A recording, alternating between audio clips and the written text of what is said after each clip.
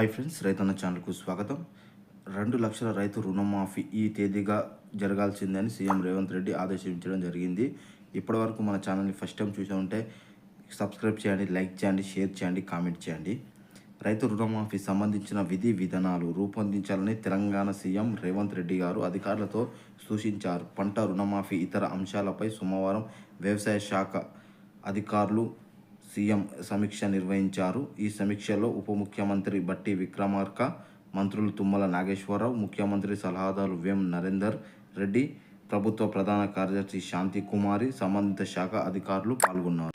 ఎన్నికల సమయంలో ఇచ్చిన హామీ మేరకు రైతు రుణమాఫీ అమలు చేసేందుకు ప్రణాళికలు సిద్ధం చేయాలని అధికారులను ఆదేశించారు. 2 లక్షల వరకు రుణాలు ఉన్న రైతు జాబితాను సిద్ధం చేయాల్సిందన్నారు. పూర్తి స్థాయిలో బ్యాంకర్ల నుంచి రైతుల వివరాలు సేకరించి అర్హులైన గుర్తించాలని సీఎం రేవంత్ స్పష్టం చేశారు. ఆగస్టు 15 తేదీలోపు రుణమాఫీ చేసి తీరాల్సిందే అని ముఖ్యమంత్రి స్పష్టం చేశారు.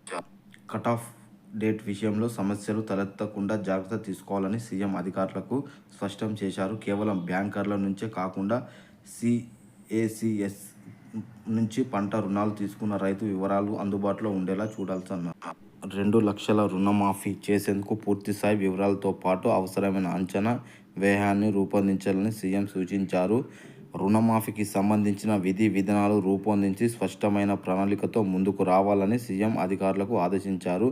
ఎట్టి పరిస్థితుల్లోనూ ఆగస్టు 15లోగా పంట రుణమాఫీ చేసి తీరాలని ముఖ్యమంత్రి రేవంత్ రెడ్డి గారు అధికారులకు తేల్చి చెప్పేశారు.